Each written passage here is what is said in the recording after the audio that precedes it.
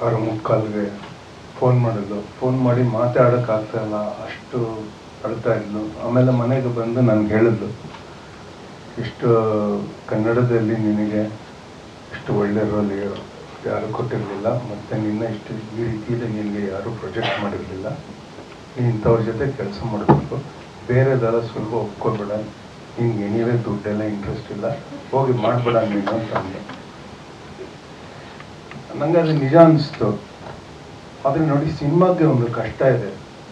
ಅಂದರೆ what ever the budget of ಇದು print and advertising ಅಂತ ಕರೆದು P&A ಕಾಸ್ಟ್, ನೀವು 5 ಕೋಟಿ 2 ಕೋಟಿ 3 ಕೋಟಿ ಏನೇ ಖರ್ಚು ಮಾಡಿರಿ, ಕಡೆಗೂ ಅದು ವರ್ಡ್ ಆಫ್ ಮೌತಿಂದನೇ ನಿಲ್ಲೋದು.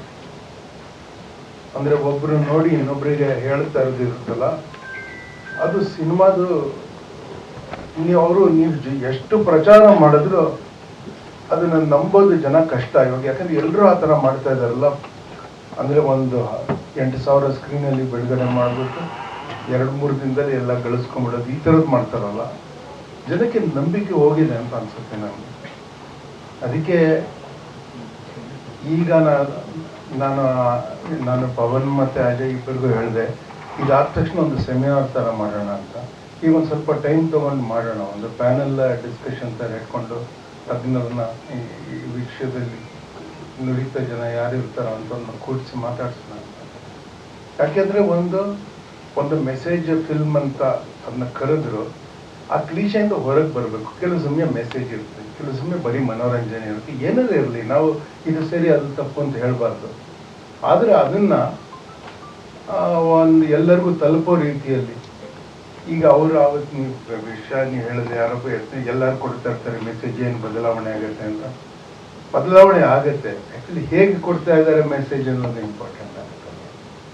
ಇದು what is the separating factor in this film is that ಇದರಲ್ಲಿ ಒಂದು ಘನತೆ ಇದೆ ಅದನ್ನು ಹೇಳೋದ್ರಲ್ಲಿ, ಮತ್ತೆ ಒಂದು ತೀವ್ರತೆ ಇದೆಯಲ್ಲ ಅದರ. ಅಂದರೆ ಇದರ ಬಗ್ಗೆ ಒಂದು ವಿಷಾದವನ್ನು ಇವಾಗ ಅಜಯ್ ಮಾಡುವ ಪಾತ್ರ ವ್ಯಕ್ತ ಮಾಡೋದ್ರಲ್ಲಿ ಒಂದು ತೀವ್ರತೆ ಇದೆಯಲ್ಲ, ಅದು ಎಲ್ಲರನ್ನೂ ಕಾಡುತ್ತೆ ಅಂತ ನಾನು ತಿಳ್ಕೊಳ್ತೀನಿ.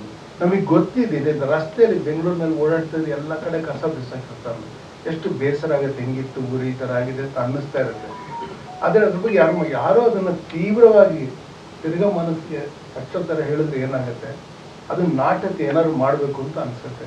ಆ ಥರ ನಾಟು ಅಂತ ಆಗಬೇಕು ಅನ್ನೋದಕ್ಕೆ ಈ ವರ್ಡ್ ಆಫ್ ಮೌತು ಇವಾಗ ಇರೋದಕ್ಕಿಂತ ಹೆಚ್ಚಾಗಬೇಕಾಗುತ್ತೆ. ಏನೊಂದು 20-25 ಸಾವಿರ ಜನ ನೋಡಿದ್ರೆ ಸಾಲದಿದು, ಒಂದು ಅಟ್ಲೀಸ್ಟ್ ಒಂದು 5 ಲಕ್ಷ 10 ಲಕ್ಷ ಕನ್ನಡಿಗರು ನೋಡ್ಬೇಕಿದೆ. ನೋಡಿದ್ರೆ ಅವ್ರಿಗೆ ಈಗ ನಮ್ದು ಅನಿಸ್ತಾ ಇದೆಯಲ್ಲ, ಈ ನಮ್ಮಲ್ಲಿ ಏನೂ ಸರಿ ಇಲ್ಲ, ಯಾವ ಕ್ಷೇತ್ರದಲ್ಲೂ ಎಂಥ ಕರ್ನಾಟಕ ಈ ಥರ ಕಷ್ಟದಲ್ಲಿದೆ ಅಂತ ಅನ್ಸುತ್ತಲ್ಲ ಇವಾಗ. ಅದು ಹೋಗ್ಬೇಕಂದ್ರೆ ಯಾವ್ದ್ಯಾವುದೋ ಈ ಥರದ ಗೆಲುವು ಅಂತ ಕಾಣಿಸುತ್ತಲ್ಲ, ಅದೊಂದು ಸುಳಿವು ಸಿಕ್ಕಿದಾಗ ಅದನ್ನು ನಾವು ಆ ಗೆಲುವನ್ನು ವರ್ಧಿಸಬೇಕು, ಅದರ ವೈಭವವನ್ನು ನಾವು ಎಲ್ಲರಿಗೂ ಮುಟ್ಟಿಸುವಂತ ಆಗಬೇಕು. ಅದಕ್ಕೆ ಮಾಧ್ಯಮದವ್ರು ಮಾಡಿದ್ದಾರೆ, ನಾನು ಒಪ್ಕೋತೀನಿ, ನಾನು ಭಾಳ ಚೆನ್ನಾಗಿ ಮಾಡಿದ್ದಾರೆ. ಆದರೆ ಯಾರ್ಯಾರು ಸಿನಿಮಾ ನೋಡಿದಾರೋ ನಾನು ಕೇಳ್ಕೊಳ್ತೀನಿ, ಯಾರ್ಯಾರು ಸಿನಿಮಾ ನೋಡಿದ್ದೀರೋ ಒಂದು 10 ಜನಕ್ಕೆ ಹೇಳಿ, ನಿಮಗೆ ಪರಿಚಯ ಇದ್ದವರಿಗೆ. ನಮಗೆ ಕನ್ನಡಿಗರಿಗೆ ಕನ್ನಡದ ಕೆಲಸದ ಬಗ್ಗೆ ಹೆಮ್ಮೆ ಅಂತ ಅನ್ನಿಸ್ಬೇಕು ಅಂದರೆ ಆ ಥರದ ಕೆಲಸ ಆಗಬೇಕು. ನಮಗೆ ಈ ಸಕ್ಸಸ್ ಅನ್ನೋದು ಇಡೀ ಕನ್ನಡಕ್ಕೆ ಸಿಗೋ ಥರದ್ದಾಗಬೇಕಂದ್ರೆ ಒಂದಷ್ಟು ಜನ ಬಂದು ನೋಡಬೇಕು ಅಂತ ನಾನು ಹೇಳ್ತೀನಿ. ನಮಸ್ಕಾರ. ನಮಸ್ತೆ. ಇಲ್ಲಿಂದ ಸ್ಟಾರ್ಟ್ ಮಾಡಬೇಕು ಗೊತ್ತಾಗ್ತಿಲ್ಲ.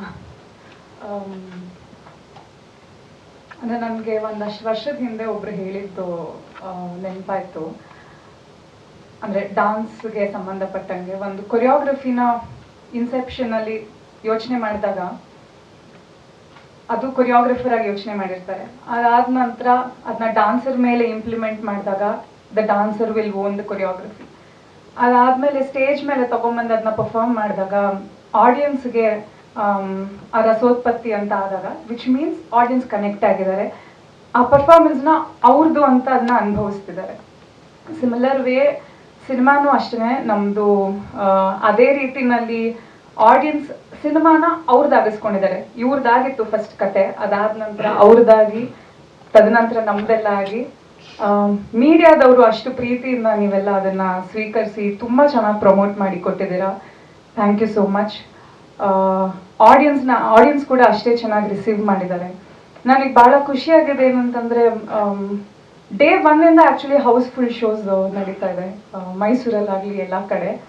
ಆ್ಯಂಡ್ ಇವ್ರು ಥಿಯೇಟ್ರ್ ವಿಸಿಟ್ಸ್ ಮಾಡ್ತಿರೋದ್ರದ್ದು ಗ್ಲಿಮ್ಸಸ್ ಎಲ್ಲ ನೋಡಿದ್ರೆ ಯಾವ ಥರ ಜನ ಅದನ್ನು ಎಕ್ಸೆಪ್ಟ್ ಮಾಡ್ತಿದ್ದಾರೆ, ಎಷ್ಟು ಎಮೋಷ್ನಲಿ ಕನೆಕ್ಟ್ ಆಗಿದ್ದಾರೆ ಅನ್ನೋದು ನನಗೆ ತುಂಬ ಪರ್ಸ್ನಲಿ ಖುಷಿ ತಂದುಕೊಟ್ಟಂಥ ವಿಷಯ. ಸರ್ ಹೇಳ್ದಂಗೆ ಪ್ರಕಾಶ್ ಸರ್ ಇದು ಕಂಪ್ಲೀಟ್ಲಿ ವರ್ಡ್ ಆಫ್ ಮೌತ್.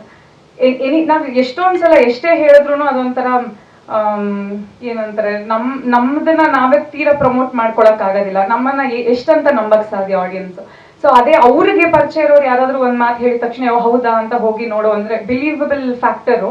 ನಮಗ್ ಪರಿಚಯಸ್ಥರು ಯಾರಾದ್ರೂ ಹೇಳಿದಾಗ ಅದು ಜಾಸ್ತಿ ಆಗತ್ತೆ. ಸೊ ಅದೇ ತರ ವರ್ಡ್ ಆಫ್ ಮೌತ್ ಅಲ್ಲೇ ನಡೀತಿದೆ. And I am very happy. ಇವತ್ವರೆಗೂ ಹೌಸ್ಫುಲ್ ಶೋಸ್ ನಡೀತಿದೆ.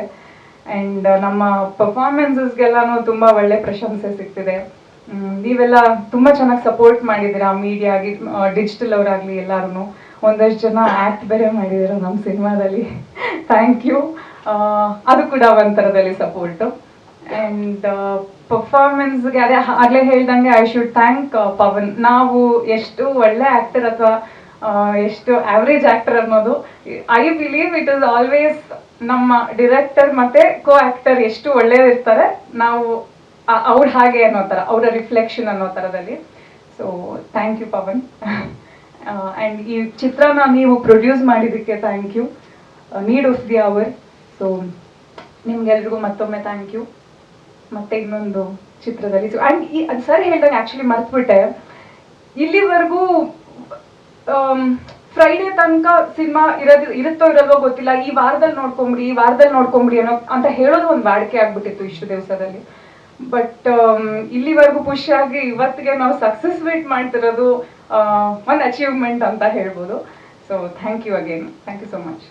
ಸ್ವಾದಿಷ್ಟತೆಯ ಸ್ವಾದ, ತಾಜಾತನದ ಆಹ್ಲಾದ, ಉತ್ತಮ ಆರೋಗ್ಯ ಮತ್ತು ಹೆಚ್ಚಿನ ರೋಗ ನಿರೋಧಕ ಶಕ್ತಿಯ ವೃದ್ಧಿಗೆ ಈಗ ನಿಮಗೆ ಸಿಗುತ್ತಿದೆ ಉತ್ತಮ ಗುಣಮಟ್ಟದ ಪೌಷ್ಟಿಕಾಂಶ Shri Vaidik millet health mix. ಇದು ಸಿರಿಧಾನ್ಯಗಳ ಸಂಪತ್ತು.